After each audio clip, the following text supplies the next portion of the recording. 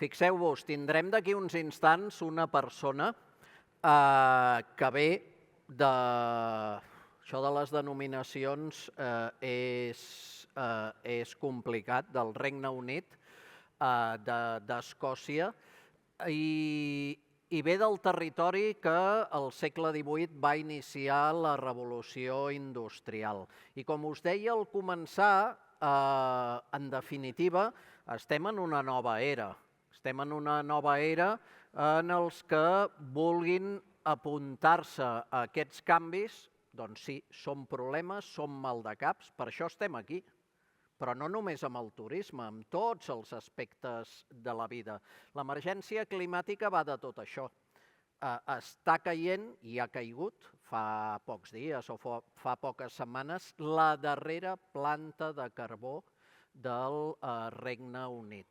És, per tant, un tòtem, un símbol precisament d'una jornada com avui. I anem cap a un nou escenari que ens portarà coses bones, ens portarà coses dolentes i ens portarà coses equivocades. Ara prendrem decisions que d'aquí un temps veurem que han estat equivocades. Això forma part de la vida. Al final, no intenteu, encara que és lícit, demanar la perfecció a aquest nou escenari que ens ve, perquè inequívocament també ens portarà errors. I haurem de rectificar coses, etc. I a més, no voldria canviar-li el nom, això, la Delfín abans ens ho ha posat de manifest. Al final, amb un nou aliat, que és la tecnologia, la digitalització, en parlarem més tard, i en definitiva anirem conduint aquesta sessió cap a la lògica dels nous temps que ens ha tocat viure. Jo crec que estaríem en condicions d'anar començant. Vinga. Anem cap a una sessió, aquesta, podríem dir que és la sessió, totes són importants, aquesta però podríem dir que és la sessió estrella, la del Keynote speaker, el Jeremy Smith. Ell és expert en turisme, en acció climàtica. De fet, tots els rams, el turisme, la mobilitat, la salut, etc., és imprescindible que s'especialitzin i formin el que és i serà i anirà amb nosaltres els pròxims anys i les pròximes dècades. És a dir, és l'acció climàtica.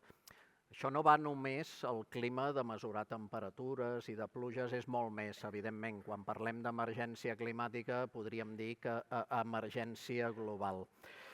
El Jeremy Smith és escriptor i estratega, cofundador del Turisme Declara l'Emergència Climàtica i coautor de la Declaració de Glasgow per l'acció climàtica al turisme. És una iniciativa aquesta, la Declaració de Glasgow, liderada per les Nacions Unides i forma part dels consells assessors de Travalyst i el Futur del Turisme.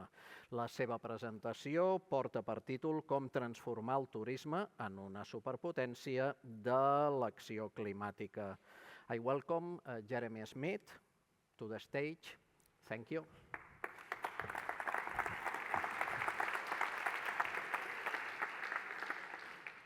Thank you very much.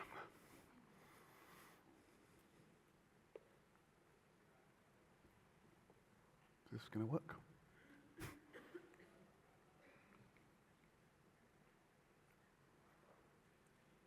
There we go.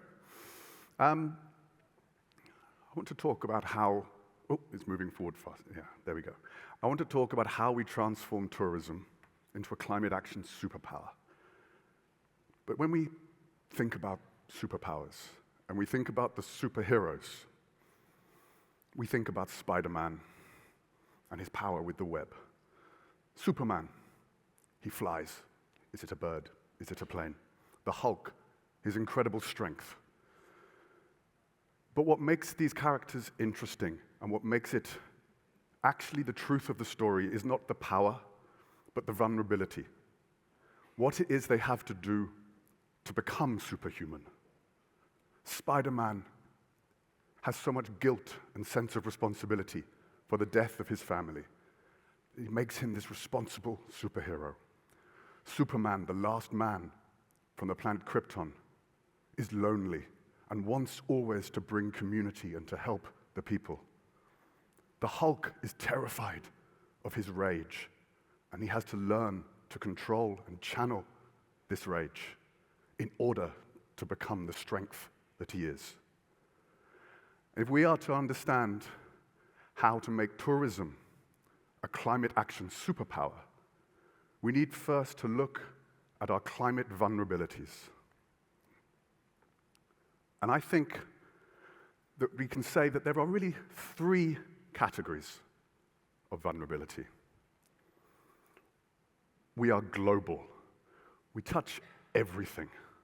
We go everywhere. But we are local. Everything we do happens in place. And bringing it all together, we are in an industry based on emotion, on love, for people, for place, for discovery. And I'm going to explain why I think these three characteristics are our vulnerabilities, and how then we can transform them into our superpowers. This is an infographic from the World Travel and Tourism Council. They use it to explain how powerful our industry is economically. They show how the tourists at the top spend their money with the hotels, the airlines, the cruise ships, the hire cars, and this money carries on being spent and goes on paying the salaries of the waiters and the guards and the tourist guides, who then spend that money in the restaurants, in the hospitals, in the farms. Right down, if you see the very last little picture, is a dog. The money that the people working in tourism spend to support their pets. When we work out the economic value of tourism, we include everything to get to 10% of global economy. But when we measure tourism this way, and we don't just count the emissions from flights and the hotel energy, but include all of that which we include for the economics, then we begin to understand what the scale of tourism's environmental impact is. And it's not just that our environmental impact is big, it is growing. We are continuing to build a bigger and bigger and bigger industry. More and more planes, more and more tourism, more and more places. And yet, although we are big, we are also exclusive, because the majority of the world does not get on these aeroplanes and fly to the other side of the world every year.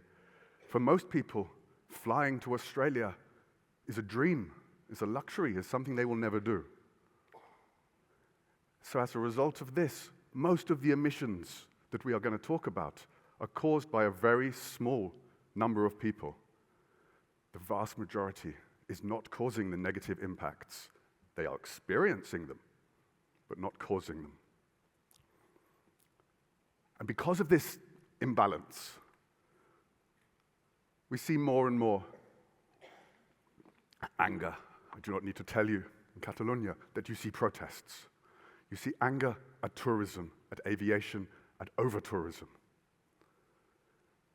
And even if you don't think about the anger and think about the protest, climate change means that the experience of getting on an aeroplane is getting worse.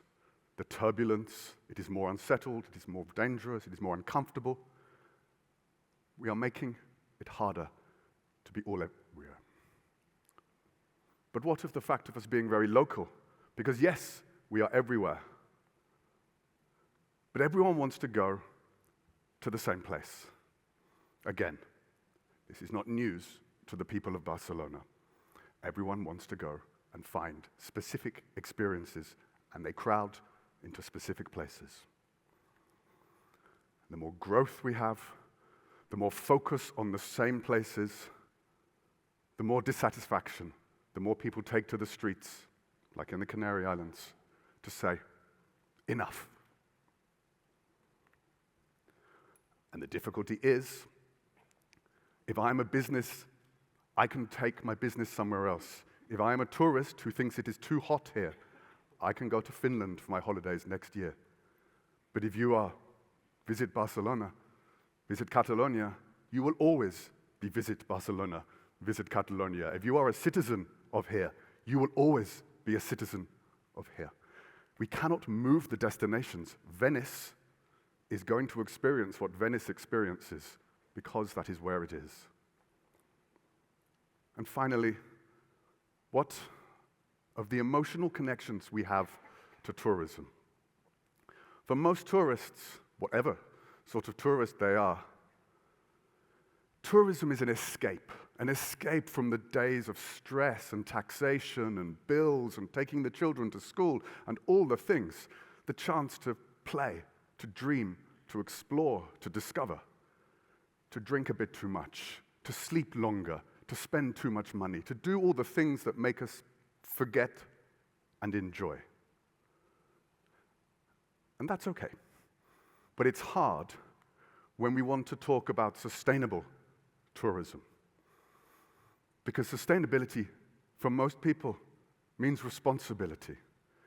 It means eating less, traveling shorter distances, going to do things more slowly. And for many people, this means hard work, more responsibility, less fun. It's boring. It's hard to sell a holiday to someone if they think you are selling a holiday that isn't as much fun as the others. Okay, so some vulnerabilities, I think. But what do we do to transform those vulnerabilities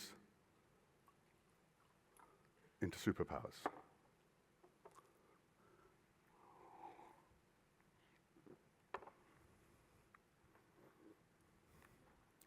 How do we take the fact that we touch every industry and we are everywhere and use it to be positive? At Room 2, a hotel company based in the UK, they're using one of the hotel rooms as a climate solutions research lab. Because when you think about what is in a hotel room, it's a bed, a desk, a light, a carpet, a pillow, a bathroom, a shower, all the things that are in all your homes. The same with the restaurants. Tourism is the world again. But unlike our homes, hundreds and thousands of guests go through these rooms every year, and they leave reviews, and they consult, and they say what they think. And it makes it possible to understand which of our innovations in climate, in energy efficiency, in sustainability are working well, are tourists responding to, what adaptations should we make? We can use tourism to support the work outside of tourism. We can change so many different things just by transforming our approach. Some of you may know this campaign. This is from Deutsche Bahn, the German national rail company. They designed a marketing campaign a few years ago.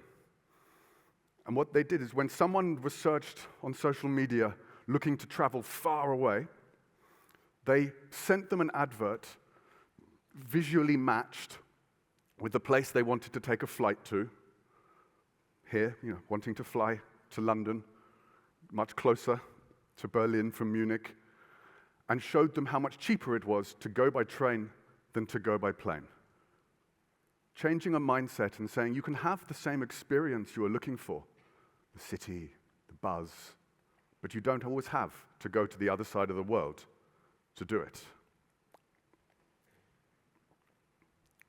In Helsinki, they've transformed the way that the DMO, the Destination Marketing Organization, communicates with visitors about what they want to do when they are here in the city. They focus on promoting the businesses that are sustainable, the restaurants, the shops, the experiences. But they don't just work as a promotion. They also work with the businesses, helping them raise the quality of their business, the quality of their sustainability, understanding and working together to build shared indicators, shared approaches to emissions measurement, to sustainability, to carbon reductions. And they say, if you put this work in, we give you the tools, we give you the training, we will do the job of making sure that when visitors come to Helsinki, they discover you, and they come and they spend their money in the restaurants committed to sustainability. Just a simple change. Based in Toulouse, near where I live, in Occitanie, a company called Murmuration was founded by people who had worked in the European Space Program, using satellite data to understand incredibly detailed what is happening around the destination, around the region, to look at the impact of heat changes, water, what is possible to do where. And they use it to help the clients, who are the DMOs or private sector, design better tourism, cycling tours when it is the right temperature for cycling tours, walking tours in places where you can go. This is great for tourism, but it also can be used, and they do use it, to support that destination data, to provide that destination data, to support the local community, to make life better for people who live there all year round, who want to understand when it is a good place to go out, what is happening with the temperature, where is the water good, what is the pollution like.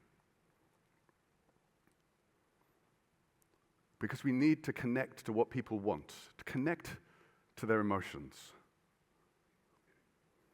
Again, in Helsinki, although there are examples elsewhere in the world, several in Europe, Rescue, it's an app like a sort of Uber Eats or Deliveroo app connecting you to to food.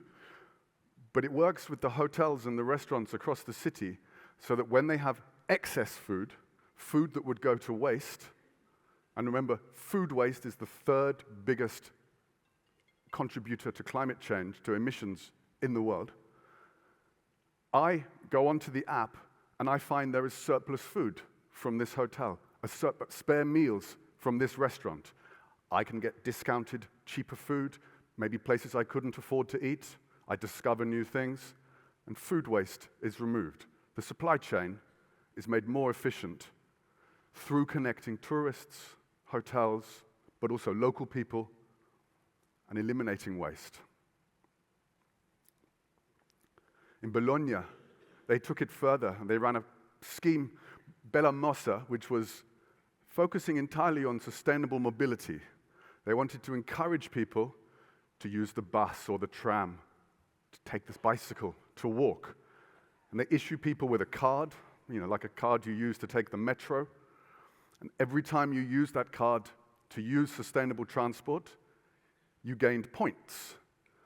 They connected the card to local restaurants, local hotels, local businesses, and it meant that the more you spent of your time traveling sustainably around the city, reducing emissions, connecting, you now got discounts to go to connected local restaurants and shops, encouraging people to travel more sustainably, rewarding them, making it not the boring, dull option, but the option that gave you a better quality of life in the city you were visiting. Now I want to see how we bring all this together, because these are just individual examples. We need to be able to work together. In Kerala, in southern India, for a long time now, there's been a remarkable tour company called the Blue Yonder, working very closely with the local communities. Kerala, if anyone has been there, is alongside the coast. There is rice fields everywhere. It is extremely beautiful, but it is also very prone to storms, to floods, to challenges from climate change. The Blue Yonder discovered that there were farmers growing a unique form of rice, unique to the region, called pokali. And whereas basmati is grown everywhere, pokali was grown only here. But they was able to grow in salt water. So even when the storms from the sea came in, pokali continued to grow. They realized this was a climate-resilient rice, something they could grow even into the future. So they tried to work and make it possible for more farmers to grow it. So what they did is they made sure that farmers who focused had a sustainable livelihood. They trained them as guides using canoes and kayaks so they could take tourists around the rice fields and show them their knowledge of the local area. They went to the local restaurants and said, this remarkable rice is much more interesting a story than basmati. You can sell this rice to tourists, to people coming in. There's an opportunity here. Now the farmers had a market, an opportunity to sell. But then they did the thing you won't expect, the thing that made it truly different. They taught all the farmers first aid. In 2018, the 100-year flood hit Kerala. Hundreds of people died. It was a huge, huge disaster. Many less people died than would have died in the area where the Blue Yonder operates, because the rice farmers, who knew the region extremely well, and who had been trained as guides and had the connections, and had been trained with kayaks, and knew how to deliver first aid, were able to respond in a disaster and rescue people from across the region. They changed the way that tourism operated in a climate crisis. In essence, transformed a small part of our industry into a tool for development and disaster response. There is potential for this to go so much more, for our industry and our structure and our supply chain to make us play a real role, have a real superpower when it comes to the response to the emergencies we are facing. As an example, Airbnb, who get a lot of bad press, also do some very good work. They have a scheme called Open Homes, where they take the platform that we all know, that connects you to local people, and they design it so that in the crisis response, when there has been a natural disaster, when there is a refugee crisis, whatever it might be, a humanitarian disaster, I can say, I give my home available for the doctors who are flying in, for the refugees with nowhere to live, for the person whose house has been destroyed by a hurricane, so that we can continue and move forward fast. Airbnb makes the connections, Airbnb does the trust, and it charges nothing. It transforms the tourism structure, the tourism supply chain, into a global support network in times of crisis. We saw it happen in COVID, when hotels were changed over to support. Because for me, these connections and the ability to transform absolutely are our superpowers. So let me say how now I see it coming together and where it will go.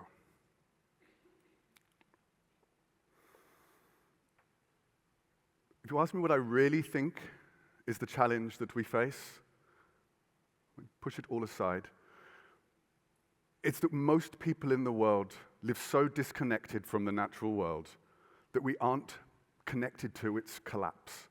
And because we are not connected to its collapse, it is easier for it to happen. We sit looking at our screens, nervous about the world, unsure what to do. Searches for climate anxiety, 4,500 times more in the last few years. It's not surprising. And when you look in the country where I was born, children don't grow up like I did, playing in nature, coming back at the end of the day, the majority of them sit at home, on the screen. We don't want them to go outside. And this disconnect, for me, is the challenge we need to solve.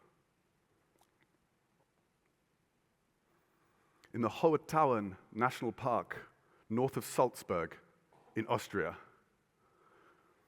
this waterfall, the Krimmel waterfall, is the highest waterfall in the whole of Austria.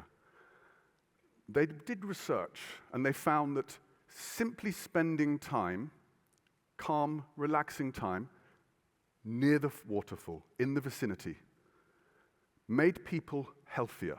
It made them feel better. It improved the health signs in their body, the quality of the air, the quality of how we respire. So they launched a sustainable tourism scheme that doesn't use the word sustainable tourism. It focused on that thing that matters to everyone, our health. And they worked with the hotels, and the hotels did what you do for sustainable tourism, removed chemicals, went to solar power, changed the bedding, did the recycling, served organic food. And for this, they now offer a better night's sleep.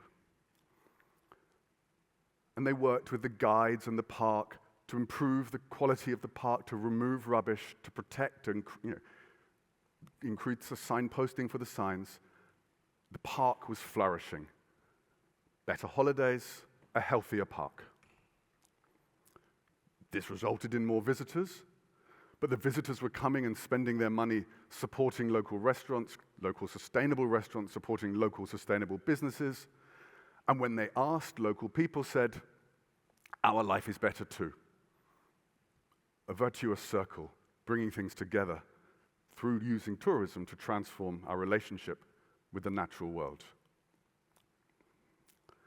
And this isn't just my theory.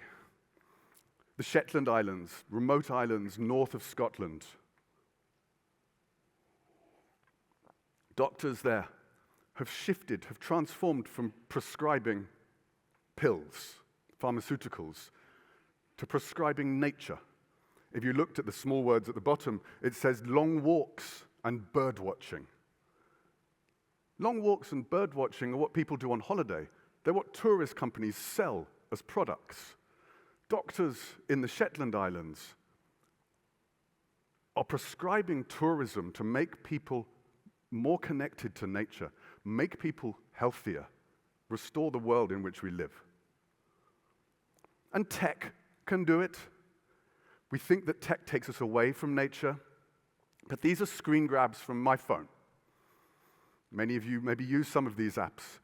They're all like Shazam for music, but Merlin is Shazam for birds, SkyMap is Shazam for stars, PlantNet is Shazam for plants. I walk lost, I'm a Londoner, I walk lost around the nature, and I see a plant I love. Now I know what the plant is. I hear a bird. Merlin tells me that this bird has arrived back in my garden for the first time this year. I look up at the sky. I can name a few more constellations. And it's not just for the beauty. We also use, just as the blue yonder, we can also use the apps to connect us to crisis. The next lines on my phone tells me what the situation is with drought and tells me when there is wildfire risk. I am much more connected to the nature of the world I live thanks to what my phone enables me to do. So finally, to bring this to an end, we need to transform all of this together. Many years ago, I wrote a travel book, and I was privileged to travel all across the world. It's when I met the people in Kerala. One of the places I went to was Mozambique, to the Carimbas archipelago, north, almost on the border with Tanzania. There was a remarkable lodge there called Galudo. I spent several days there. They were doing everything good that tourism in remote parts of Africa does. It was a really inspiring place that showed me exactly the possibility of good, locally connected, sustainable tourism. And then, in April 2019, Cyclone Kenneth washed in off the Indian Ocean, and winds of 200 kilometers an hour destroyed the lodge, the village, the community in 10 minutes. All gone. It never came back. The power of climate-affected disaster, when we choose as tourism to place ourselves in remote, beautiful, vulnerable places, is enormous.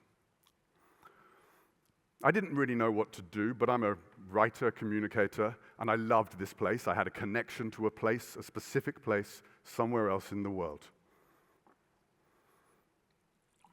A few weeks later, I launched a Twitter account. Tourism declares a climate emergency. I felt a need just to speak. And I posted that, the first tweet from Tourism Declares on May the 7th, 2019, and, 1 comment, 7 reposts, 8 likes. It didn't change the world. But maybe it was part of a growing conversation, because it connected to some people, and together we created an initiative called Tourism Declares a Climate Emergency, bringing together groups of tour operators, small destinations, people who were doing a bit by themselves over here, to say, how do we align what we do on climate? How do we learn to measure together? How do we learn to decarbonize, building on your best practice, understanding your challenges? These connections continued and they grew. And during the time of COVID, which came obviously early 2020, many conversations between Visit Scotland, United Nations World Tourism Organization, UNEP, and the Travel Foundation led to taking the ideas we'd had with Tourism Declares and turning it into the Glasgow Declaration for Climate Action in Tourism. And at COP26, 2021, in Glasgow, several of us, 300 founder signatories, came together to make the shared commitments that the Glasgow Declaration represents. There are now 850, 900 signatories from around the world. You're going to hear from a few of them soon after me, representing the many different versions of our business, the many different ways that we interact with tourists, the environment, the places where we live, trying to come together to seek coordination and to seek an accelerated form of climate action. And we do it in a very, let's say, simple but coordinated way. Every signatory to the Glasgow Declaration has made a shared commitment, a commitment to publish a climate action plan, redesigning, transforming the strategy for the tourism that organization focuses on in order to reduce emissions, in order to help play the role that we can in tourism. Those 5 pathways focus on the need to measure. There are tools, more and more tools coming for measurement, but they aren't aligned, and one person is measuring one way, and one person is measuring another. It's good that people are getting themselves around the idea of measurement. We need to come together and do it in harmony. Of course, there is a huge focus on decarbonization, on the need to reduce the emissions that we are causing fast. But very significantly, there is also a focus on regeneration, on everything I was talking about tourism and our connection to nature and our connection to each other. It's not enough just to do the same tourism of the past with less emissions. We have to transform the way we do tourism from an extractive industry to one that regenerates and leaves the world a better place. And the way we do this is by pushing aside competition and coming into collaboration. We don't win if one organization or one region reaches net zero first. We win when we all get there together. And to do this, we need the finance and the resources and the capacity that makes it possible. Last year, working with UN Tourism, I reviewed all published climate action plans to date, seeing what was there. There are now, as I said, 250 or more climate action plans, hundreds of thousands of words of strategy, of thinking from around the world, of people and companies coming up with ideas and tools for transformation. But they're not just coming up with the tools and the ideas, they're also coming up with the challenges. And if you're the entrepreneurs out there working in tech, building solutions, inside these climate action plans are the challenges. You can see by looking, here is what people need you to help solve. It's all there, it's coming together. At Futur, in January this year, we published the review of UN Tourism looking at these first set of plans. And we saw all sorts of great ways that tech is bringing us together and enabling us to scale, to connect, and to transform. Visit Finland has a full national sustainable tourism program, working at all levels, the national level, the regional level, the cities, the private sector, all using the same approach to measurement, the same indicators, the same trainings, collaborating, working together so that they can move in a coordinated and rapid way. Expedia has worked with the Travel Foundation to take the knowledge that we've had from the last several years of developing climate action plans and expand it globally. And they've just launched now at a pilot level, but in the next few months, fully, free climate action training courses for destinations globally to enable them to develop the climate action plans that they want. It's only through tech that we can scale that like this. It can't be one consultant here and another consultant there. And the Canaries, through the work that the Canary Islands are doing on their climate action plan, focusing on that regenerate pathway, connecting those businesses looking to support regeneration with those projects in the islands that are delivering it, making X and Y. Last slide. Because what may be, and it's too early to say because this happens next month, but next month, climate action in tourism reaches a significant milestone because what started as a few people collaborating, trying to make things, one thing over here, one thing over there, and in 2021, we launched the Glasgow Declaration. Now in 2024, for the first time ever in the history of UN climate conferences, at the 29th climate conference, tourism will be center stage. Tourism will have a dedicated day focused on climate action. Not talking over here in the side, on the main stage, full UN, Secretary General, etc. Looking to engage with national governments and say, we need to make the national government level commitments to climate action in tourism that releases the changes for investment, that moves the policy away from extraction towards regeneration. There is another declaration being launched. It's a declaration to support Glasgow, but through national governments.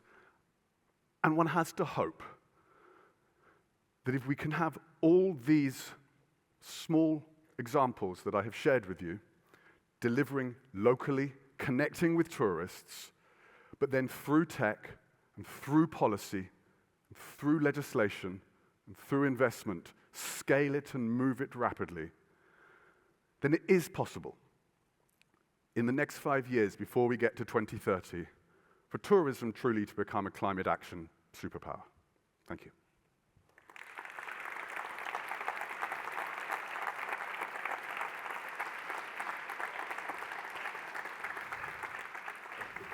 Thank you. Thank you very much for your very good presentation. Thank you.